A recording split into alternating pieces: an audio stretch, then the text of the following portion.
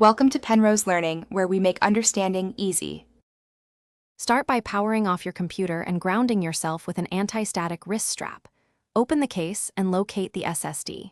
Check whether the SSD is recognized by BIOS and note whether it appears as NVMe or SATA. Inspect the drive for physical damage and confirm the form factor like 2, 5-inch or M, 2280.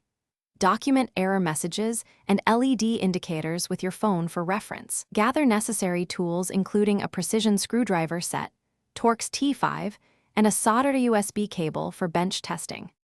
Remove the SSD carefully using the correct screwdriver and place screws in a labeled tray. For M, 2 modules, remove the mounting screw and pull the module straight out at a slight angle.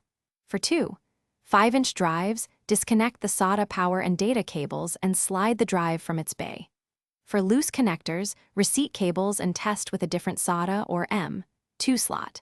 If the controller board is visibly damaged, replace it with the exact model or consult a repair service for a board-level swap. If the drive is intermittently detectable, clone the drive immediately using a soldered USB adapter and disk imaging software. Work from the clone to avoid further data loss and verify files on a separate drive before any repair. Run SMART tests and a surface scan for bad blocks using manufacturer utilities and reputable third-party tools. Attempt a firmware update only if the drive remains stable and you have a verified clone. If sectors are failing, consider secure erase or professional data recovery services for critical files. Thanks for watching. If this was helpful, leave a like and consider subscribing. See you next time.